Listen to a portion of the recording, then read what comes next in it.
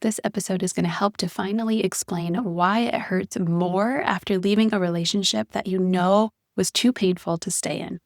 Okay, so you have left a relationship that you know was unhealthy. And I know that you are self-aware, you are intelligent, you have journals full of all of the reasons that the relationship was not good for you and that it needed to end.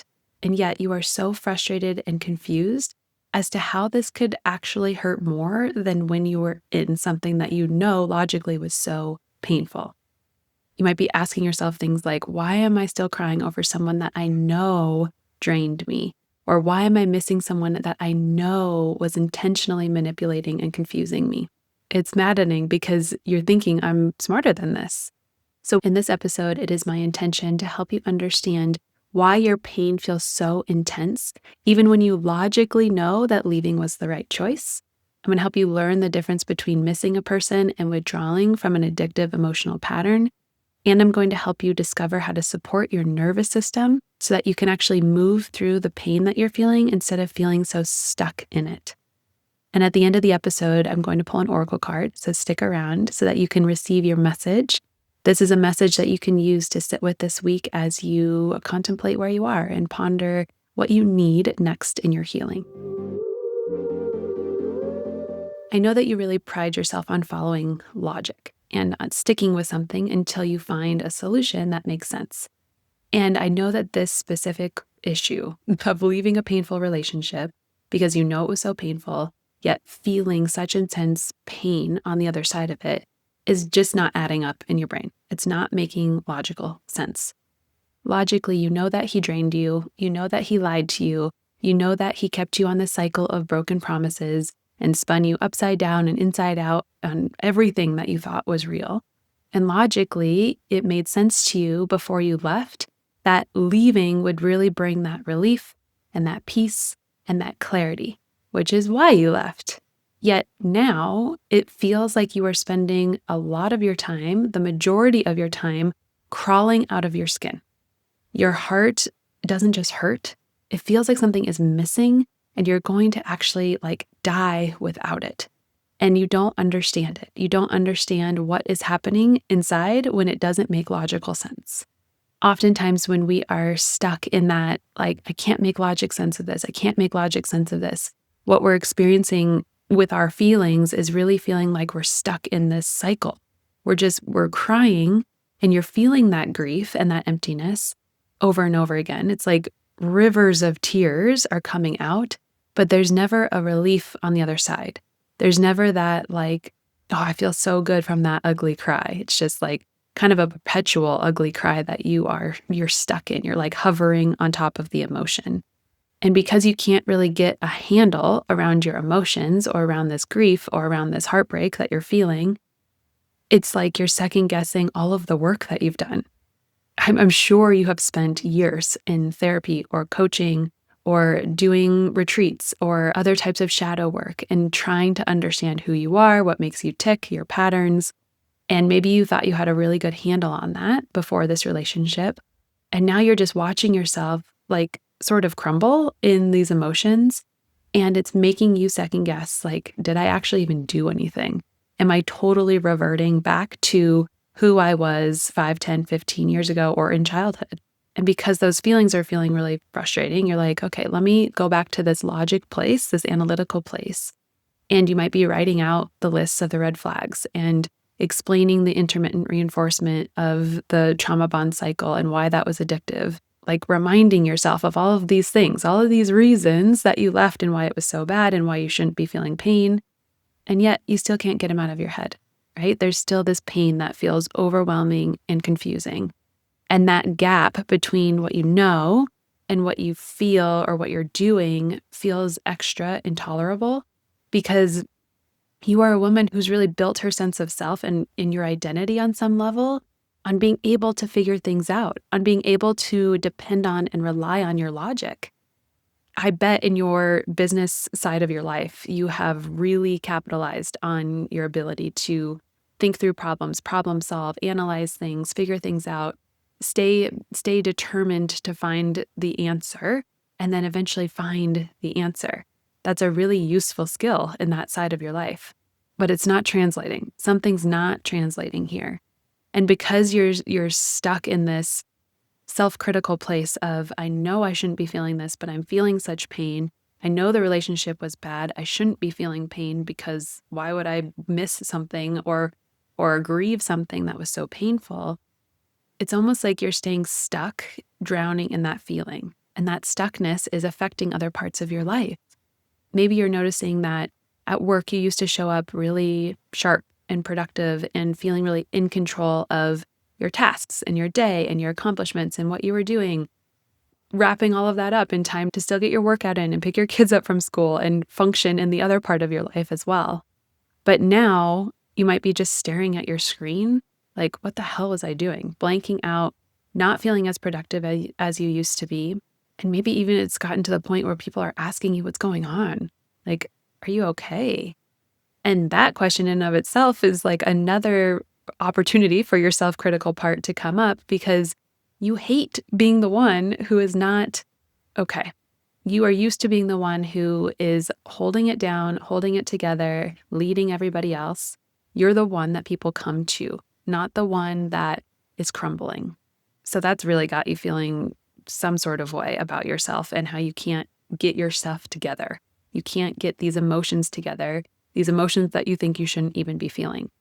When you're stuck, again, in that sort of like drowning of the emotions, it still feels like you're on edge. It still feels like you're in survival mode, which is what you felt in the relationship, even though you left. You're still recognizing that same feeling in your body, in your nervous system, and that is feeling really familiar, which also feels really icky for you and brings, again, that self-criticism. So this is really hitting like you on so many levels. The internal self-criticism, the internal stuckness, the internal self-doubt of how much work you've done, the external of it affecting your work and your ability to use your brain for anything else other than trying to manage these painful emotions and not being able to like work your way through that. And it can feel like you're stuck in a loop, even though you left the relationship that was actually in the loop. And when you're stuck in this loop because of the belief of, I shouldn't be hurting after a relationship that's painful. Why am I still stuck on this person? It really keeps you hovering above what was, not healing so that you can move through it. It keeps you still unavailable for finding the peace that you want in your body, finding that stability, finding the love eventually that you actually want. So what's happening is you're feeling, again, that incongruence of, I know better, but I'm feeling this. So you are just focusing on work. You're trying to stay busy. You're trying to convince yourself out of these unbearable, uncomfortable feelings that you're having, and it's not working. And I'm here to tell you that it's not working because it's not addressing the real problem. The real problem is that your body got used to a cycle with your ex that you can't logic your way out of. So with him, you felt this cycle of pain and relief, pain and relief. Something would happen, whether you were physically apart or emotionally apart or were taking space or he was ghosting you or something was happening where there was a separation. That caused these really unbearable feelings of panic and anxiety and loneliness. And then he would come back and he would apologize. He would say the right thing. You would have that moment of reconnection and that those feelings would go away. That relief would come because the pain and the feelings were going away. So after you go through that cycle several times, you get really accustomed to that reconnection, that reunion, being the relief of your pain. Your body associates he is going to come and take that pain away. So when you remove him, you're grieving the loss of him in the relationship, of course, but you're also removing the relief. So your body is just now stuck in this pain that it doesn't have other tools to manage its way through. So the distraction, the trying to work more, the trying to convince yourself out of those feelings, is not actually helping you replace the relief. What you actually need is very, very simple. You need another source of the relief. Not from another person, but by learning how to create safety and move through these really uncomfortable feelings yourself within your own body. I had a client I will never forget because it was the way she described her experience was so vivid to me. She would literally scratch her way out of her skin after like about 2 weeks of being no contact with her ex. right? She would get to the point in the cycle where she's like, fuck this, I'm out. He's terrible. I understand it. I see it. She would go no contact. And then she was almost like literally crawling out of her skin. It was so uncomfortable. And inside that uncomfortableness was fear. She was really starting to believe that she was never going to find somebody that can love her like he did, something that he actually told her in the relationship. And therefore she was feeling panic. Like, oh my God, I'm going to be alone forever. Maybe I made the wrong choice. And then going into the second guessing of, I over-exaggerated. Maybe it's my fault. I'm just being crazy. I just need him back. We can work this out. He can be different. I can be different. And this can work. And it was like clockwork right around that 2-week period where she had to get out of those feelings. She couldn't sit with what was happening inside of her. Through our work together, we used really specific tools that helped her be able to regulate that fearful nervous system while she was processing through what actually needed to be processed. It was like, I love this metaphor that I use with my clients. It's like surfing the wave, right? This big wave of emotion is coming. And if you don't know how to surf it, it's going to drown you. It's going to take you under, down to the bottom of the ocean without any oxygen. That's a really scary place to be. So the tool helps you surf the big wave, which can feel exhilarating and scary, but then the wave ends and you're still on top of the water. So once she learned how to surf through the feelings of panic and anxiety and, oh my God, I'm going to be alone forever, and did I make a huge mistake? She was able to resource. She was able to get curiosity about what was actually happening with those parts inside of her, and she could give herself the relief. She didn't have to reach out to him anymore at that 2-week period because she knew that she could ride the wave. She knew that the wave wasn't going to take her under. And that is a lifelong tool that she now uses even outside of the relationship emotions that are coming up for her. And that right there is why I'm so passionate about the type of program that I have and the type of work that I offer clients. Because what it does is it helps you stop relying on somebody outside of yourself, your ex in this case, to make you feel okay. It helps you start to create that stability within yourself. And that comes from having the tools to move through the panic and the anxiety and the heartbreak and regulate your nervous system out of that panic survival state so that you can actually stop reaching out to him, so that you can let go of him, so that you can heal from the trauma of all of what was in that relationship and find yourself again. Because if you're stuck in the loop of needing him to give you the relief, you're never going to get to the place of actually processing through that relationship fully and finding yourself again. You're still going to be reliant on him to make you okay. So this work that I do with clients gives you what you need so that you can stop trying to logic your way through what you should or shouldn't feel and actually help you process and release it. Because I know you want to stop going back. I know you want to stop being preoccupied with him or the feelings that are surrounding him or the relationship. And I know you know on some level within you that if you go back right now to get that relief, you're not going to be getting a different relationship. You're going to be getting the same cycle with a little bit of relief at the beginning, the short-term relief at the beginning.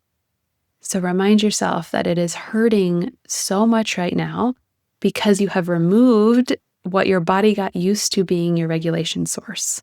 You removed him. He was bringing the relief. And now that there's no more hope of him coming back around to bring that relief, you're stuck with the pain. And you just need the right tools to be able to move through that pain. So the goal here is not to stop missing him or not to stop having feelings about everything that the relationship was. Because the reality is there will be things that you are grieving from that relationship.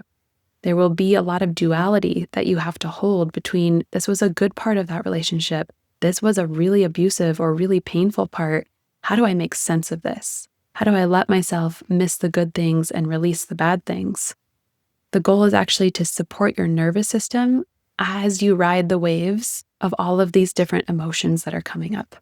To hold yourself in all of the layers of the complex, nuanced grief and all of your old shit that surfaces because of these relationships. It's to give you the tool to be able to be with whatever is presenting.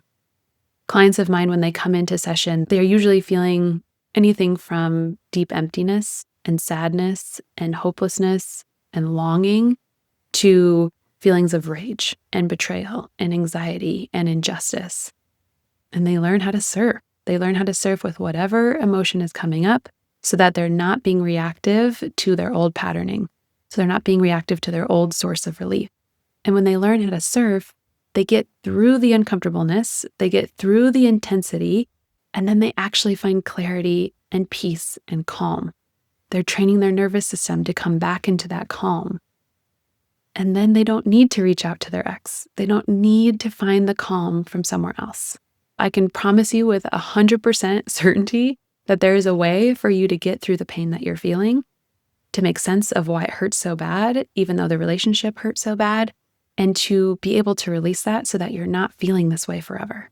So if you're in that space right now, where you know you've made the right decision to leave a really horrible relationship, but what you feel is so unbearable that you don't know how to be with those feelings and you're second guessing going back, or maybe you're just dead tired of overanalyzing and trying to make sense of why you're missing someone that you shouldn't, quote unquote, miss, that's exactly the work that we do inside of my program called Becoming.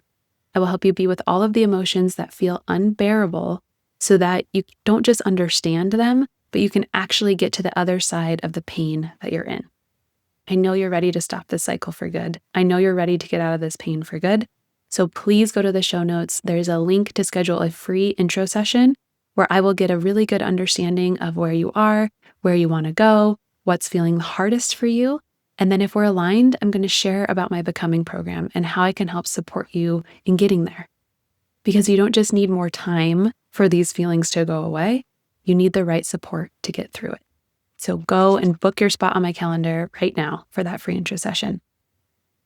And to end the session, let's pull an oracle card because I know you want to know what the message is for this week. Message is the herd. The herd, let me find that in the book and I will read to you what it says. The herd is a message from the divine collective letting you know that you belong. You are an integral part of the herd and there is great power in the collective. The herd, your herd, values your talents, flaws, individuality, and needs your gifts in order to enhance and harness its collective power. Feel your place. Settle in. You belong here. The herd is an affirmation that you are where you should be. You have your people. Let the safety of the herd hold you while you explore your unique contribution to the larger collective. If you are feeling isolated, lonely, or afraid, allow the herd to call you home. Find your people. They are out there. The ones who get you, love you, see you. They are waiting for you. You won't find them at home all alone, though, so take the risk. Make the connections, network, be brave. They are waiting to embrace and celebrate all that you are. The support is here for you. So until I see you in that intro session or in the next episode, please remember that you are not alone.